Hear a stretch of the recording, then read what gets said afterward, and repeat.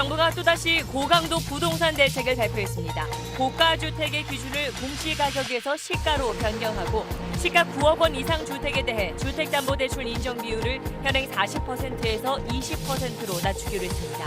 또 15억 원이 넘는 아파트는 주택담보대출을 아예 금지했습니다. 이 대책 이후에도 시장 불안 요인이 계속된다면 내년 상반기에 이보다 더 강력한 정부의 의지를 실은 대책을 마련할 예정이라는 점을 말씀을 드립니다. 노영민 대통령 비서실장이 청와대에 있는 비서관급 이상 고위 공직자들에게 수도권에 있는 집을 한 채만 남기고 모두 팔라고 권고했습니다. 노 실장은 청와대 참모진들이 솔선수범해야 한다고 강조했습니다. 민주당이 선거법 개정안을 놓고 4+1 협의체의 다른 야당들과 합의를 이루지 못하면서 국회 본회의가 무산됐습니다. 보수 성향 시위대는 선거법 처리 등에 반대하며 국회의사당 안으로 진입하려다 충돌을 빚었습니다. 스티븐 비건 미국 대북 특별대표가 방한 기간 중 북한에 만날 것을 제안했습니다. 비건 대표는 자신이 한국에 있고 북한은 어떻게 접촉할지 알 것이라고 말했습니다. 직원들을 상습 폭행한 혐의로 재판에 넘겨진 고 한진그룹 조양호 회장의 부인 이명희 씨가 자신의 엄격한 성격 때문에 직원들을 폭행했다고 설명했습니다. 또 남편에 대한 내조 스트레스도 폭행의 이유로 꼽았습니다. 유재수 전 부산시 경제부시장에 대한 청와대 감찰 무마 의혹과 관련해 당시 민정수석이었던 조국 전 법무부 장관이 검찰에 소환됐습니다. 검찰은 감찰이 중단된 배경과 여권 인사들로부터 감찰 중단 청탁을 받았는지 등을 조사하고 있습니다.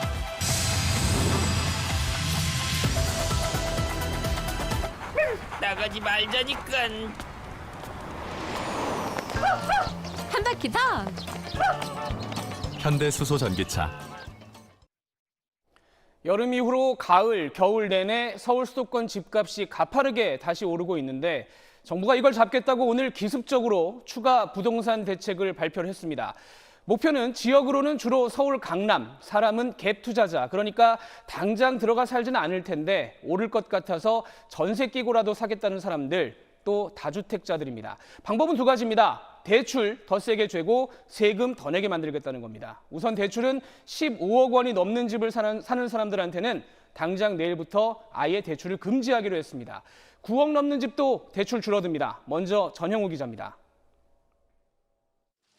당장 금지되는 건 투기 지역과 투기 과열 지구에서 시가 15억 원이 넘는 아파트를 사기 위한 주택담보대출입니다.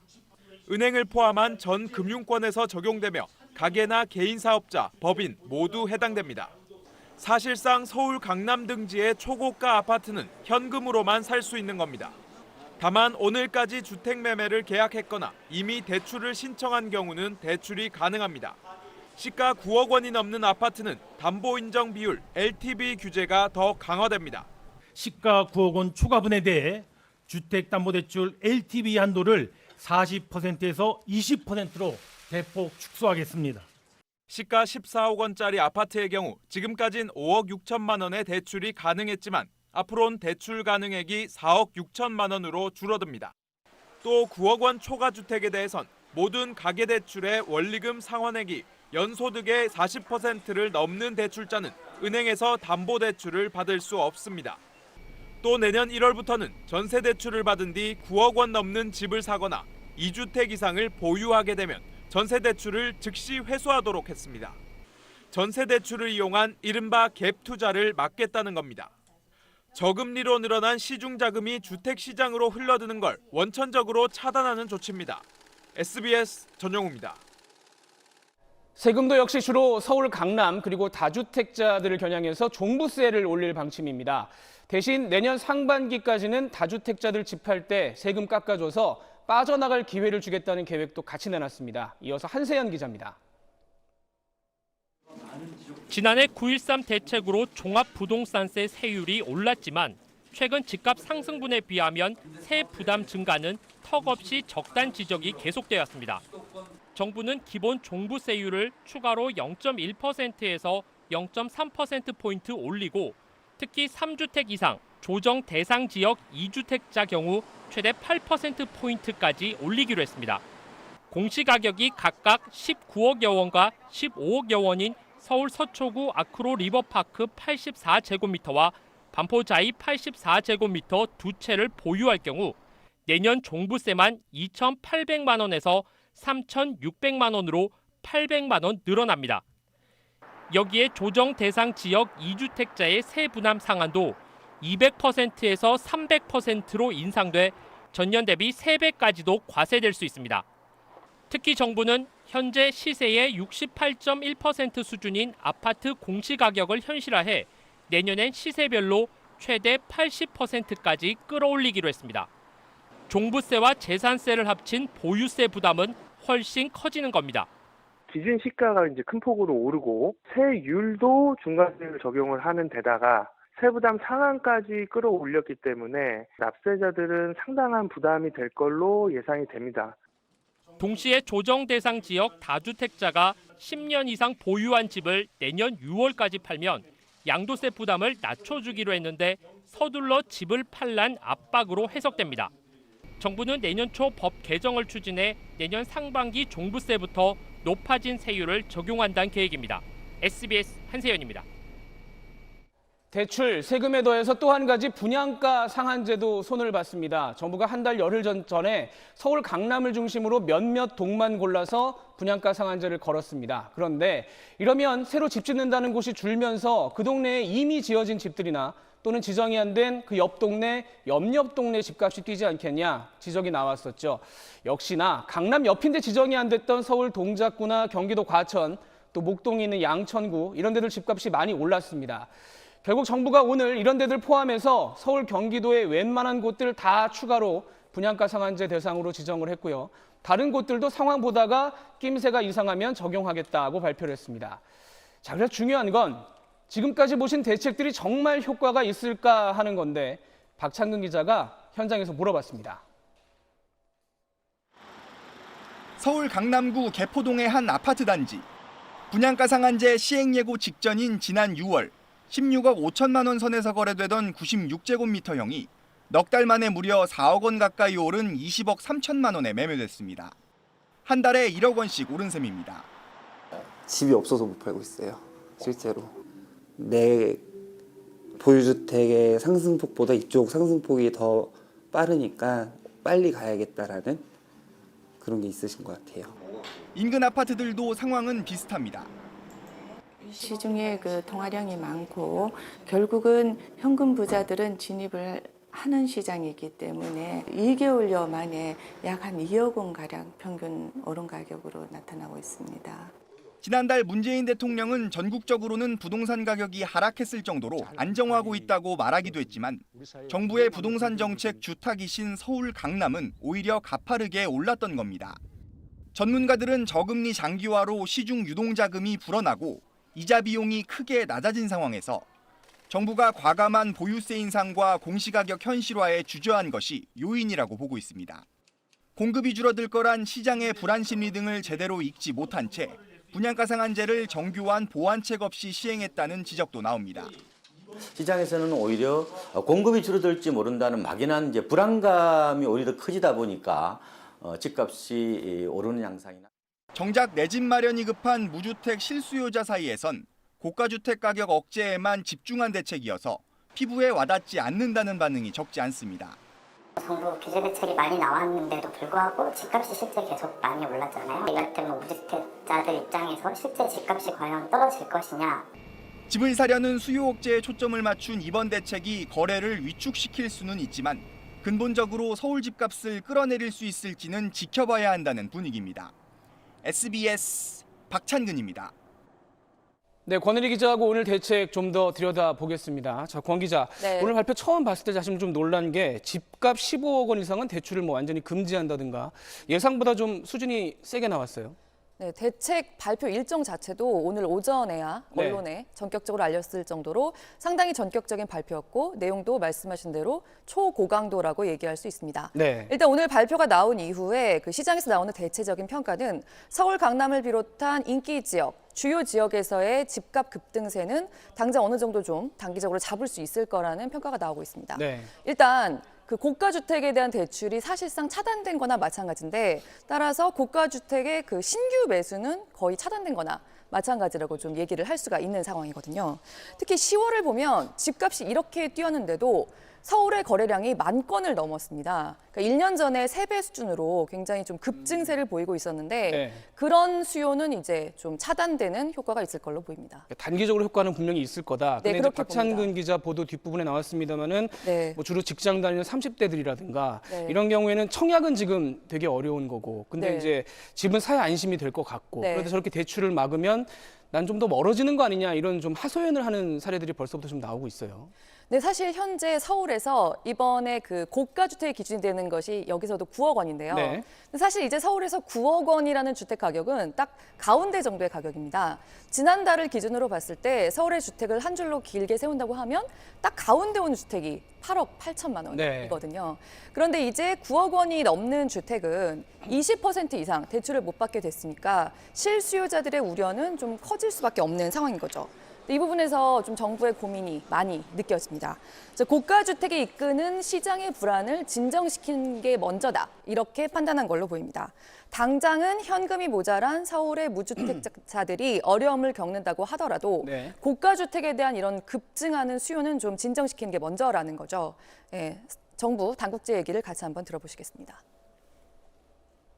오르는 것을 계속 담보대출로 뒷받침해줘야 될 것인가, 아니면 그것을 저희들이 지원을 중단하고 집값이 좀 더 하락 안정시키도록 해서 집값에 드는 비용을 더 줄여나갈 건가, 선택의 문제라고 생각합니다. 뭐 그런 걱정은 알지만 지금은 일단 급한 불 끄는 게 우선이다라는 얘기가 되겠네요. 근데 네. 다주택자들한테도 일단은 한 반년 안에 세금 깎아줄 테니까 나가라라는 지금 신호를 보낸 건데 이건 어떨까요? 일부 다주택자들이 집을 내놓는 효과는 좀 있을 걸로 보입니다. 앞으로 종합부동산세도 강화되지만 무엇보다 공시가격의 현실화율, 그러니까 공시가격이 시가에 가까워지는 현실화율이 상당히 올라가잖아요. 그런데 앞으로 6월까지는 어느 정도 이익을 보전하면서 이제 집을 내놓을 수 있는 기회가 있으니까요.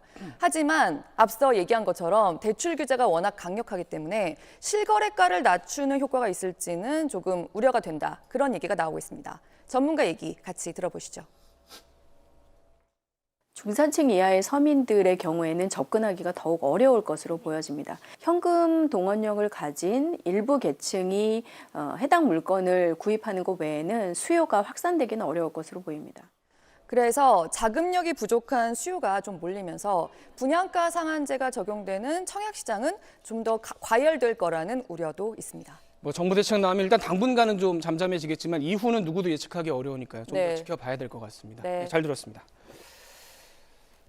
청와대에서도 오늘 관련 소식이 있었습니다. 청와대 고위급들 중에 집 2채 이상 가진 사람은 한 채 빼고는 다 팔라는 권고가 내려간 겁니다. 청와대에서 이런 얘기 나오면 재산이 공개되는 정부의 다른 고위직들도 눈치를 보게 될 걸로 예상이 됩니다. 정경윤 기자입니다. 주택 매각을 청와대 참모들에게 권고한 사람은 노영민 대통령 비서실장입니다. 2주택 이상 가진 비서관급 이상은 불가피한 사유가 없다면 한 채를 제외하고 나머지 주택을 모두 팔라고 했습니다. 서울 강남 3구 같은 투기 지역이나 투기 과열 지역에 주택을 2채 이상 보유한 11명이 대상입니다. 청와대는 강제 규정이 아닌 권고라면서도 국민 여론에 대한 책임 등에 따라 스스로 판단하게 될 것이라고 설명했습니다. 알아서들 팔지 않겠냐는 겁니다. 지난 11일 시민단체 경실련의 지적도 일부 수용했다고 했습니다. 청와대 고위공직자 65명이 소유한 부동산 가격이 지난 3년간 1인당 평균 3억 원 이상 올랐다는 지적이었습니다. 청와대 관계자는 부동산 정책에 대한 신뢰성을 제고하기 위한 것이고 국민 감수성을 고려한 조치라고 설명했습니다. 논의 과정에서 일부 반대도 있었지만 부동산 안정에 대한 대통령의 의지가 워낙 강했다고 설명했습니다. 사실상 대통령의 뜻이라는 말입니다. 다주택을 보유한 한 참모는 난감하다면서도 부동산 정책 성공을 위해 처분해야 하지 않겠냐는 반응을 보였습니다.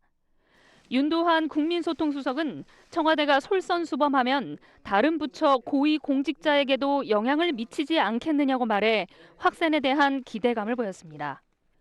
고위 공직자들이 집을 판다고 부동산 정책이 성공하겠느냐는 지적엔 정책의 실효성을 올리기 위한 조치고 어떻게 될지는 지켜보겠다고 답했습니다. SBS 정경윤입니다. 이번엔 국회로 갑니다. 국회 오늘 하루 종일 소란스러웠습니다. 자유한국당 지지자들하고 보수단체 회원들이 선거법과 공수처법 통과를 막겠다면서 국회의사당 안까지 들어가겠다고 해서 경찰하고 또 다른 당 의원들 지지자들하고 충돌했습니다. 이 장면부터 보시죠. 고정현 기자입니다. 오늘 오전 11시쯤 국회의사당 2층 정문 앞으로 인파가 밀려오기 시작합니다. 막아서는 경찰들과 대치가 이어지더니 결국 몸싸움까지 벌어집니다. 국회는 모든 출입문을 걸어 잠갔습니다.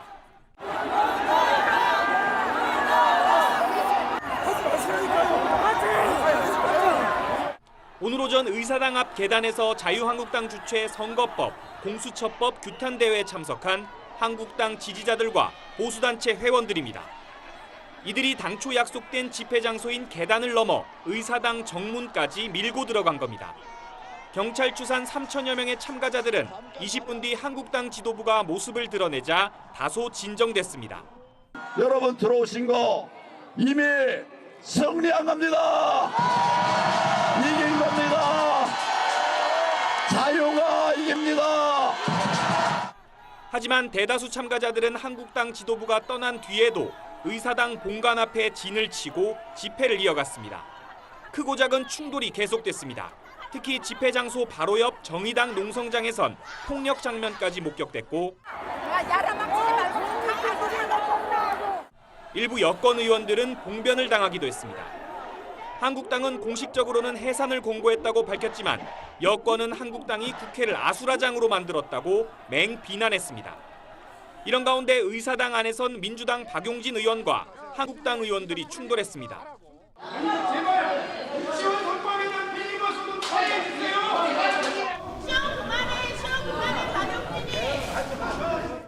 어지러운 정치 상황을 반영하듯 국회는 안팎이 모두 혼란스러운 하루를 보냈습니다.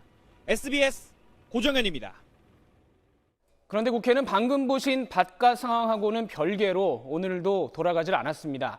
내년 총선 때 국회의원 어떻게 뽑을지 정하는 선거법을 놓고 각 당들 계산법이 여전히 달라서 논의가 막힌 상태입니다. 박하정 기자입니다. 밤을 새워서라도 선거법 등을 협상한 뒤 오늘 다시 만나자는 게 국회의장의 사흘 전 주문입니다. 하지만 자유한국당은 만남 자체를 거부했고 문희상 의장은 오늘도 본회의 무산을 선언했습니다. 지금껏 국회는 겪어보지 못한 최악의 상황만 연출하고 있습니다. 상식과 이성을 갖고 협상을 나와주기를 국회의장으로서 강력히 촉구합니다. 여야는 서로를 겨눴습니다. 자유한국당에서 마음을 바꿔서 개혁 입법 과제와 관련해서 국회를 정상적으로 운영해 나가겠다 이런 마음만 있다면 언제라도 국회의석이라는 게 국민의 민심을 받아서 정확히 대변해야 될 일이지 어디 엿가락 흥정하는 것입니까? 한국당을 뺀 4+1 협의체의 선거법 협상은 교착 상태입니다. 비례대표 50석 전체가 아닌 일부에만 연동률을 적용하자는 이른바 캡 씌우기를 두고 이견은 여전합니다. 석패율제를 놓고 당 대표 간 신경전도 벌어졌습니다. 중진들 재선 보장용으로 악용된다는 이해찬 민주당 대표 말에 심상정 정의당 대표는 모욕이라며 중진에게 석패율이 적용되지 않게 명문화하자고 맞받았습니다. 여기에 한국당은 선거법 원안을 본회의에 상정하면 무기명 투표 참여를 검토한다고 했는데 부결을 노린 거란 해석도 나옵니다. 4+1 협상의 틈을 비집고 판 자체를 흔들어 놓겠다는 계산이 깔렸단 겁니다. 그러자 민주당도 원점 재검토 가능성을 언급하며 정의당을 압박하는 등 선거법과 공수처법 처리를 둘러싼 여야의 수싸움이 갈수록 치열해지고 있습니다. SBS 박하정입니다. 자, 그럼 국회 연결해서 바뀐 상황 있는지 확인해 보겠습니다. 정윤식 기자, 우선 의사당 밖에 아직도 사람들 모여 있습니까? 네, 제가 지금 서 있는 곳이 국회의사당 정문 앞입니다. 오늘 집회 참가자들은 바로 이곳 5m 앞까지 접근했습니다. 집회는 조금 전인 7시 무렵에 종료됐습니다만 일부 참가자들이 남아서 집회를 이어가기도 했습니다. 자, 그리고 이게 자유한국당 당 차원의 행사라서 국회 안에서 허가가 났던 건데 이게 오늘이 끝이 아니라면서요? 네, 오늘 밤 상황까지 지켜봐야 할 것 같습니다. 일단 한국당은 내일 오후 2시에도 국회의사당 앞 계단에서 패스트트랙 법안 처리를 규탄하는 집회를 열겠다고 신고를 한 상황입니다. 한국당은 오늘은 수도권, 내일은 대구 경북 당원들이 참석하는 방식으로 앞으로 나흘 연속으로 집회를 열 계획입니다. 또 오늘 충돌 상황과 관련해 한국당은 국회 진입을 시도한 건 한국당이 아닌 우리공화당 지지자들이라고 주장하기도 했는데요. 국회 사무처는 내일은 아예 경내 집회를 허용하지 않는 방안도 검토하고 있습니다. 자, 그런데 선거법이나 공수처법 이 문제는 어디로 흘러가는 건지 취재가 어떻게 되고 있습니까? 네, 민주당이 본회의에서 쟁점 법안 처리를 시도하겠다고 했지만 벌써 두 번째 본회의가 못 열렸습니다. 현재로선 언제 열릴지 예상하기도 쉽지 않은 상황입니다. 4+1 협의체가 선거법 단일안을 내놓는다면 처리 가능성이 커질 텐데 그마저 난항이기 때문입니다.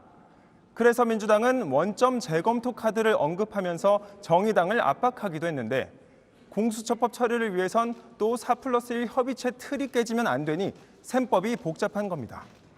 정의당은 정의당대로 무산보다는 낫지 않느냐며 협상론이 대두되기도 한 만큼 극적으로 타협안이 나올 가능성도 있습니다. 지금까지 국회에서 SBS 정윤식입니다. 나라 밖 일도 급하게 돌아갑니다. 북한과 대화를 책임지는 미국 측 대표가 우리나라에 왔는데 이례적으로 기자회견을 열어서 북한한테 만나자고 공개 제안을 했습니다. 취재기자 연결해 보겠습니다. 자, 김혜영 기자, 어제 입국할 때만 해도 아무 얘기를 안 해서 좀 조심스럽구나 했는데 오늘 하루 만에 갑자기 기자회견을 했어요. 네, 비건 대표가 방한 기간 연단에 서서 약식 회견을 한 것도 또 북한 협상팀을 향해서 직접적으로 대화를 제안한 것도 이례적인 일인데요. 발언 주요 내용 직접 들어보시겠습니다. It is time for us to do our jobs. Let's get this done. We are here, and you know how to reach us.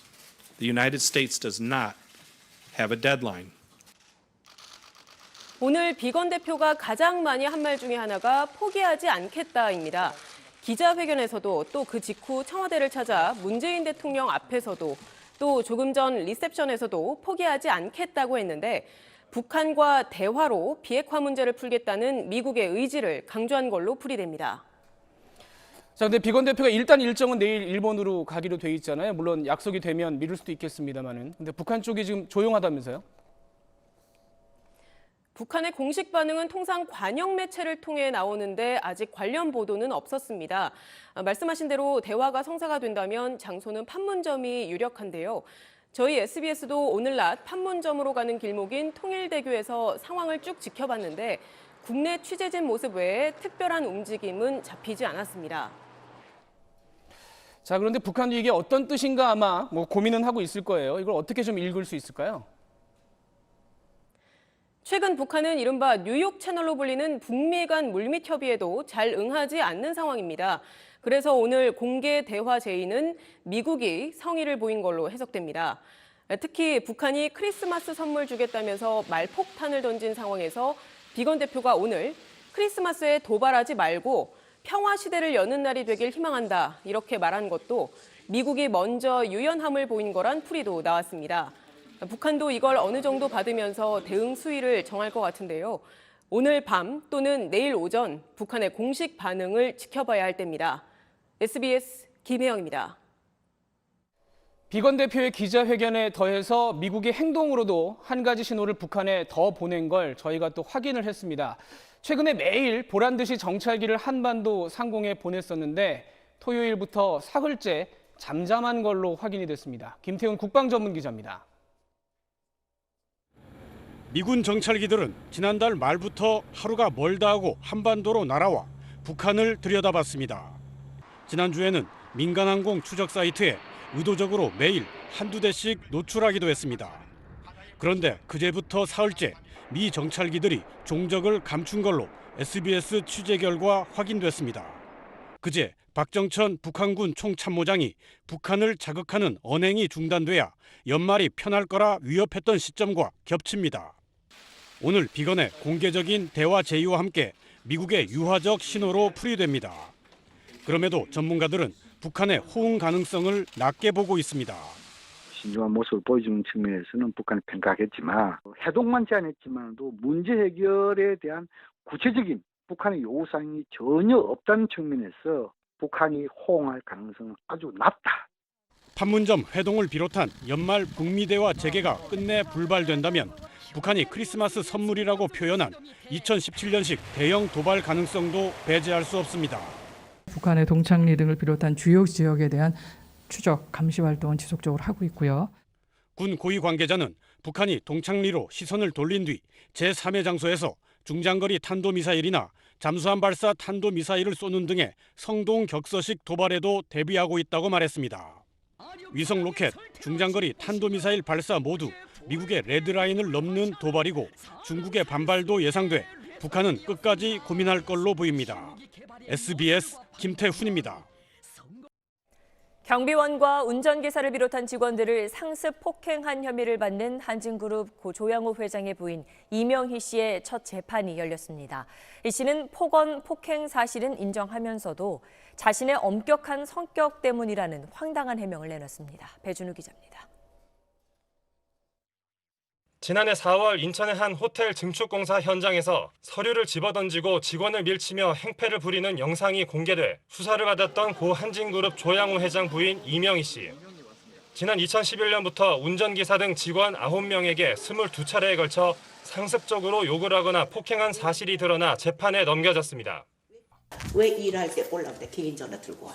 왜 개인 전화 놓고 야? 이거는 일할 때 기자들의 질문에 입을 굳게 다문 채 법정으로 들어간 이 씨. 이 씨의 변호인은 공소 사실을 모두 인정한다면서도 이 씨의 엄격한 성격 때문에 빚어진 일이라고 해명했습니다. 폭행의 상습성이 있는지도 의문이라며 법리적으로 다투겠다고 했습니다. 이 씨가 남편을 내조하고 오랜 기간 시어머니를 봉양하며 스트레스가 쌓여 우발적으로 이런 행동을 저질렀다는 겁니다. 이 씨도 변호인과 같은 의견이라는 재판장의 질문에 이견이 없다고 답했습니다. 성격을 내세워 정상 참작을 받겠다는 전략으로 보이는데 법조계 반응은 부정적입니다. 본인한테 엄격하신 분이라면 오히려 더더욱 이런 행동을 해서는 안 되는 거고 그 주장 자체에 모순이 있다고 봅니다. 수년간 반복해 왔다면 상습성이 충분히 인정될 수도 있다고 봅니다. 앞서 이 씨는 필리핀 가사도우미를 불법 고용한 혐의로도 기소돼 지난달 2심에서 집행유예를 선고받았습니다. SBS 배준우입니다. 골프를 치고 호화 오찬을 하는 모습이 공개된 전두환 씨가 오늘 광주에서 열린 자신의 재판에는 또 출석하지 않았습니다. 전 씨를 알츠하이머 환자로 보기 어려우니 강제로라도 출석시켜야 한다는 목소리가 커지고 있습니다. 정반석 기자입니다. 12.12 쿠데타 가담자들과 샥스핀을 곁들인 호화 오찬을 즐기고 강원도까지 가서 골프를 즐긴 전두환 씨. 광주하고 내하고 무슨 상관이 있어? 광주하고 살아서 모른다 난. 대화하는데 별다른 어려움이 없는 듯 행동했지만 고 조비오 신부 명예훼손 혐의에 대한 오늘 재판에도 전 씨는 모습을 드러내지 않았습니다. 목격자 대부분이 광주에 거주하시니까 그분의 편의를 위해서 광주 법원에 재판한 것입니다. 그 대신에 피고인은 출석 없이 재판할 수 있도록 그렇게 조치하신 겁니다. 유가족과 월단체들은 전 씨를 알츠하이머 환자로 보기 어렵다며 하루빨리 법정에 세워야 한다고 촉구했습니다. 거짓말인지를 다 알면서 그들의 그 편의를 봐주고 있는 이 모습은 결국 사법부 스스로의 그런 잘못된 민낯을 드러내는 것이라고밖에. 재판부는 현재로선 전 씨를 강제 구인할 계획은 없다고 밝혔습니다. 하지만 전 씨가 자신들이 주장한 불출석 사유와 상반된 행보를 이어가고 있고 이에 따른 비난 여론도 커지고 있어 재판부가 강제 구인 절차를 밟을지 관심이 쏠리고 있습니다. SBS 정반석입니다. 이틀 전 토요일 새벽 큰 인명피해가 발생한 상주 영천 고속도로 사고에 대한 본격 조사가 시작됐습니다. 눈비가 예보된 상황에서 민자 고속도로 측이 사고 지점에 염화칼슘을 뿌렸는지를 두고 주장이 엇갈리고 있습니다. TBC 박정 기자입니다. 상주 영천 고속도로 사고 지점은 양옆이 산으로 둘러싸여 대낮에도 그늘이 져 있는 심한 커브의 내리막길입니다. 기상청이 눈비 예보를 했지만 민자도로 운영회사는 사전에 구간별로 예비 제설 작업을 하지 않은 것으로 알려졌습니다. 특히 해당 구간은 사고가 일어나기 전까지 염화칼슘을 살포하지 않았다는 의혹까지 제기되고 있습니다. 이에 대해 민자도로 측은 사고 직전에 해당 구간에 염화칼슘을 뿌렸다며 의혹과 다른 주장을 반복하고 있습니다. 염화칼슘이라는 게 뿌리면 다시 어는짐이 낮아져 가지고 아무리 강추위가 와도 다시 안 얼어요. 그래서 1시간 전에, 2시간 전에 뿌렸다가 다시 얼었다는 거는 나는 이해가 안 되는 부분이거든요. 경찰은 염화칼슘 살포를 비롯한 제설 작업이 어느 시점에 이루어졌는지와 안전조치 소홀 여부를 집중 수사하고 있습니다. 저 시식하면서 좀 알잖아요. 저런 부분 다 확인하니까. 네. 언제 뿌리셨는지, 뿌렸거나 하는지. 그럼 다 확인할 겁니다. 또 사고 지점의 경사와 커브폭, 차량 스키드 마크 등을 시뮬레이션해 연쇄 추돌과 화재 등의 정확한 원인을 조사하고 과실 여부를 확인할 계획입니다. TBC 박정입니다. 사고가 난 상주 영천 고속도로는 그늘진 곳과 곡선 구간이 많아서 2년 전 개통 직후부터 결빙 위험이 높다고 꼽혀왔습니다. 정부는 그동안 이런 결빙 취약 구간을 특별 관리해왔다고 하는데 저희 취재진이 가보니 안내도 예방도 부실했습니다. 제희원 기자입니다. 국토부가 관리하고 있는 결빙 취약 구간은 전국에 193곳입니다. 이번에 사고가 났던 상주 영천 고속도로도 이 취약 구간 중에 한 곳이었는데요. 이것들이 어떻게 관리되고 있는지 제가 직접 가보겠습니다. 한 민자고속도로 입구로 진입하자 결빙 위험 표지판이 보입니다. 상습 결빙 도로라는 얘긴데 2km 가까이 주행하는 동안 양방향에 표지판 하나씩이 전부입니다.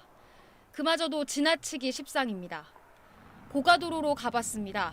조금만 추워도 살얼음이 끼는 결빙 취약 구간이지만 진입 초입부에 안내판 하나가 있을 뿐 어디에도 자동 염수 분사 장치 같은 결빙 예방 장비는 없습니다. 위험 구간임을 미리 알고 서행 운전을 하는 게 최선이지만 초행길 운전자에겐 쉽지 않습니다.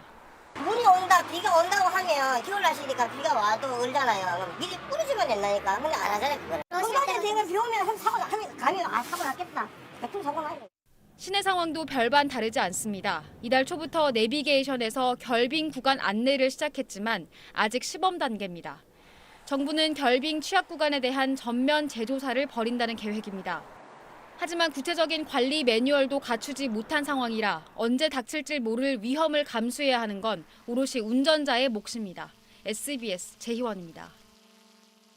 며칠 전 고속도로에 25톤 트럭 한 대가 고장으로 멈춰 섰습니다. 2차 사고도 우려되는 상황이었는데 운전자가 안전조치를 위해 온 도로운영사 소속 순찰팀에게 폭언을 하고 주먹을 휘둘렀습니다. 어떻게 된 일인지 안희재 기자가 보도합니다. 고속도로 1차로에 고장난 대형 화물트럭이 서 있습니다. 고속도로 운영사 소속 순찰팀 직원이 난간에 올라서서 운전자와 이야기를 나누는데 갑자기 트럭 문이 열리면서 순찰팀 직원이 난간 아래로 떨어집니다. 차에서 내린 운전자는 순찰팀을 향해 주먹까지 휘둘렀습니다. 고장난 트럭이 서 있던 장소입니다. 운전자가 갑자기 문을 열면서 이 난간에 서 있던 피해자는 자칫 이 아래로 떨어질 수도 있는 아찔한 상황이 연출됐습니다. 지난 10일 낮 1시쯤 평택 시흥고속도로에서 60살 김모 씨가 몰던 25톤 화물트럭이 멈춰섰다는 신고가 접수됐습니다. 순찰팀 직원 A씨가 현장에 도착했고 운전자는 견인 차량을 불렀다고 말했습니다. 상황 보고와 안전조치를 위해 견인차가 어디서 오는지 물었는데 운전자 김씨가 갑자기 화를 내며 달려들었다고 A씨는 주장했습니다. 1시간 동안 거기서 기다렸대요. 대형견인 출발지에 문제가 있거나 너무 먼 곳에서 오거나 아니면 출발 안 했을 수도 있다. 정확한 출발지를 좀 알려달라 얘기를 했는데 이제 거기서부터가 약간 짜증이 시작이었던 것 같아요. 트럭이 멈춰선 곳은 곡선 구간이 끝나는 지점으로 전방 시야 확보가 어렵고 가속하는 차량이 많아 사고 위험이 큰 곳입니다. 김 씨는 SBS와의 통화에서 고장으로 당황한 상태에서 A씨가 트럭을 빨리 치우라며 책임을 캐묻던 말에 화가 나 그랬다고 해명했습니다. 경찰은 김 씨를 폭행 혐의로 입건했습니다.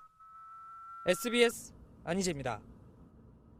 오늘 검찰이 조국 전 법무부 장관을 다시 조사를 하고 있습니다. 유재수 전 부산시 부시장 감찰 논란에서 어떤 역할을 했나 묻기 위해서인데 취재기자 연결해 보겠습니다. 자, 이현영 기자 지금도 조사하고 있는 거죠? 네, 그렇습니다. 검찰이 2시간 전쯤 조국 전 장관 조사가 밤 늦게까지 진행될 가능성이 높다고 밝혔습니다. 앞서 조 전 장관은 오전 10시를 전후에 검찰에 출석한 걸로 알려졌습니다. 검찰은 조 전 장관을 상대로 재작년 유재수 전 부산시 경제부시장에 대한 청와대 감찰이 석연치 않게 중단된 경위와 배경을 추궁하고 있습니다.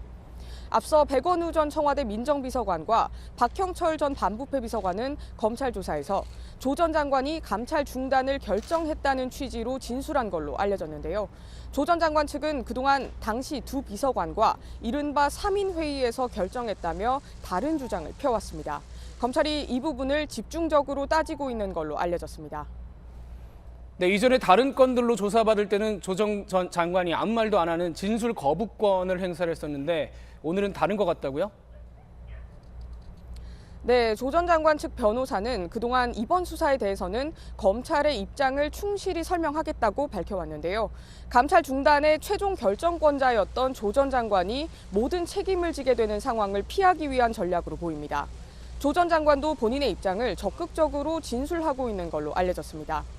가족비리 의혹 수사 과정에서는 진술을 거부하면서 일찍 조사가 끝났는데 오늘 귀가가 늦을 거라는 것도 이 때문으로 보입니다. 검찰은 오늘 조사 결과에 따라 조 전 장관을 한 차례 더 부를 수도 있다는 입장입니다. 지금까지 서울 동부지검에서 SBS 이현영입니다. 네, 이번엔 도쿄로 갑니다. 일본이 시작한 수출 규제 다시 되돌리자고 우리 담당 국장이 도쿄에 가서 오늘 일본의 상대 국장을 만났습니다. 분위기가 어땠는지 특파원 연결해 보겠습니다. 자, 유성재 특파원, 오늘 대화 결과 나왔습니까? 네, 원래 한국 대표인 이호현 국장이 대화를 마치고 그 내용을 이곳 주일 한국대사관에서 브리핑하기로 한 시간이 저녁 7시였는데요. 대화는 15분 전에 끝났지만 대표단은 아직 이곳에 도착하지 않았습니다. 오늘 대화 오전 10시부터 시작이 됐으니까 점심시간까지 포함해서 10시간 15분 넘게 진행된 셈입니다. 오늘 하루 종일 일본에 전달한 핵심은 한국의 수출 관리 체제와 운영이 허술하지 않다. 그러니까 일본의 수출 규제는 부당하다는 내용입니다. 그러나 일본은 여전히 수출 규제는 한국과의 협의 대상이 아니라는 입장을 공개적으로는 고수하고 있어서 오늘 국장급 대화에서 가시적 결과가 나오기는 쉽지 않을 것 같습니다. 다만 당국 간 대화가 오래간만에 재개가 됐고 본격적으로 의견을 조율하는 분위기가 만들어졌다는 의미가 있었다고 볼 수 있겠습니다. 그런데 이제 유 특파원이 지켜본 바로는 분위기는 전하고 좀 사뭇 달랐다면서요. 약간 좀 공손한 모습도 보이고요. 네, 지난 7월 12일에 경제산업성에서 양측 과장급이 2대2로 만나는 실무회의가 있었습니다. 그땐 간이의자가 아무렇게나 쌓여있는 창고 같은 회의실에서 양측 실무자가 악수도 없이 경직된 표정으로 마주해 홀대 논란이 거셌고 회의 뒤에도 한일 양측의 평가가 엇갈리면서 뒷맛까지 씁쓸했습니다. 그런데 오늘은 일본 측이 그때 논란을 의식한 듯 경산성 최고층의 널찍한 회의실에서 우리 측 대표를 공손하게 서서 맞이했고 결과 발표도 양측이 내용을 꼼꼼하게 조율한 뒤에 동시에 하기로 하는 등 예의를 보였다는 평가입니다. 지금까지 도쿄에서 전해드렸습니다. 최근에 강진이 잇따른 필리핀 남부에서 어제 오후 규모 6.8의 강진이 발생했습니다. 5명이 숨지고 80명 넘게 다친 가운데 구조 작업이 계속 진행되고 있습니다. 김윤수 기자의 보도입니다. 땅이 흔들리는가 싶더니 도로 위를 지나는 고압선에서 강한 불꽃이 튑니다. 집안에 설치된 수영장물은 파도 치듯 크게 출렁이며 흘러넘칩니다. 공사 중인 건물의 철근도 바람의 갈대처럼 흔들립니다. 3층짜리 슈퍼마켓 건물은 폭격을 맞은 듯 폭삭 주저앉았습니다. 현지 시간 어제 오후 2시 10분쯤 필리핀 남부 민다나오 섬 다바오주에서 서남쪽으로 61km 떨어진 곳에서 규모 6.8의 강진이 발생했습니다.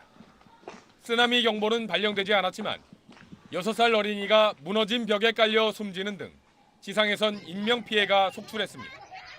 특히 붕괴한 3층 슈퍼마켓 건물에서 인명피해가 컸던 것으로 전해졌습니다. 필리핀 구조당국은 지금까지 무너진 건물에서 시신 3구를 찾았고 7명이 갇혀 있다는 한 매몰자의 휴대전화 메시지 신고를 접수하고 구조 작업에 총력을 기울이고 있습니다. 필리핀 당국은 지금까지 모두 5명이 숨지고 84명이 다친 것으로 집계했습니다. 외교부는 해당 지역 한인회 등을 통해 파악한 결과 지금까지 한국인 피해가 접수된 건 없다고 밝혔습니다. 필리핀은 불의 고리로 불리는 환태평양 지진대에 자리 잡고 있는데 민다나오 지역에선 지난 10월과 11월에도 4차례 강진이 발생해 20여 명이 숨졌습니다. SBS 김유수입니다. 캐리람 홍콩 행정장관이 오늘 중국 베이징에서 시진핑 주석을 만났습니다. 친중파가 참패한 지난달 홍콩 구의회 선거 이후 첫 면담이었는데 재신임을 확인받았습니다. 베이징에서 정성엽 특파원입니다. 쇼핑몰에 모인 시위대가 친중 기업의 매장을 파괴하자 경찰이 최루탄을 쏘며 진압합니다. 범민주 진영의 선거 승리 이후에도 홍콩 정부가 시위대 요구에 귀 기울이지 않자 과격 시위가 고개를 드는 분위기입니다.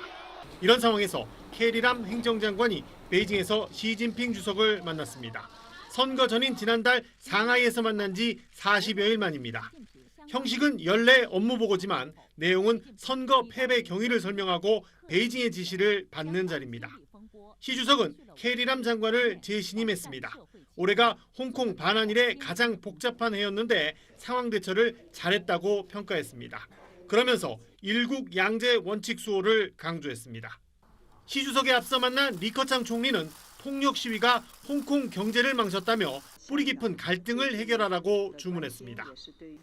新任期政府要继续努力依法止暴制乱，恢复秩序。 캐리람 장관은 이례적으로 즉시 기자회견을 열어 이런 내용을 공개했습니다.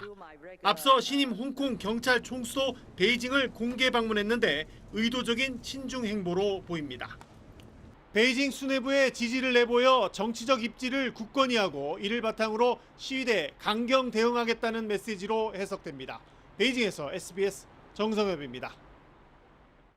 최근에 수두 환자가 크게 늘고 있습니다. 어린이집이나 초등학교처럼 단체 생활을 하는 어린이 환자가 많은데 예방주사를 맞았더라도 유행 시기에는 주의해야 합니다. 조동찬 의학 전문 기자입니다. 피부에 물집 같은 발진이 생기면서 열이 나는 수두는 바리셀라 조스터라는 바이러스에 감염됐을 때 생기는 병입니다. 감염된 환자의 피부에 직접 닿거나 재채기했을 때 튀어나오는 바이러스를 흡입하면 감염됩니다. 질병관리본부는 수두 환자가 10월 말 1,023명에서 12월 초 2,161명으로 급증했다며 주의보를 발령했습니다. 나이별로는 4세에서 6세가 가장 많았고 7세에서 12세가 뒤를 이었는데 단체 생활이 원인으로 분석됩니다. 지난해 우리나라 수두 예방 접종률은 97%, 예방주사를 맞았더라도 유행할 때는 조심해야 합니다. 예방접종을 맞았더라도 수두에 대한 면역이 충분히 형성되지 않은 경우라면 수두에 감염이 될 수 있으며 사전에 예방하도록 해야 합니다. 수두는 대개 잘 낫지만 노인이 됐을 때 대상포진으로 재발할 수 있습니다.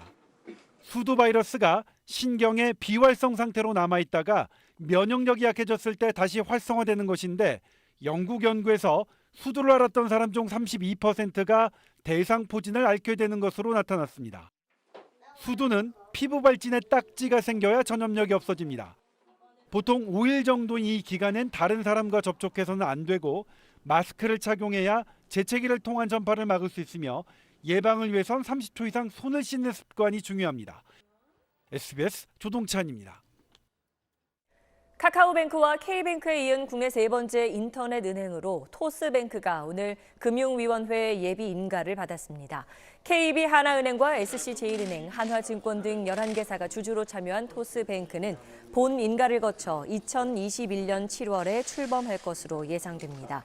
금융위원회는 재심사 결과 지배구조와 자본 안정성 등에서 준비 상태가 비교적 충실해 예비 인가를 승인했다고 밝혔습니다. 민감용 경찰청장은 화성 연쇄살인 8차 사건의 진범 논란과 관련해 조사 결과 문제가 있다면 당시 수사경찰의 특진 취소를 검토하겠다고 밝혔습니다. 민 청장은 8차 사건의 진범으로 몰려 억울한 옥살이를 했다고 주장하는 윤모 씨와 관련해 이같이 밝히면서 이 사건을 수사하고 기소, 재판한 모든 기관에 책임이 있다고 덧붙였습니다.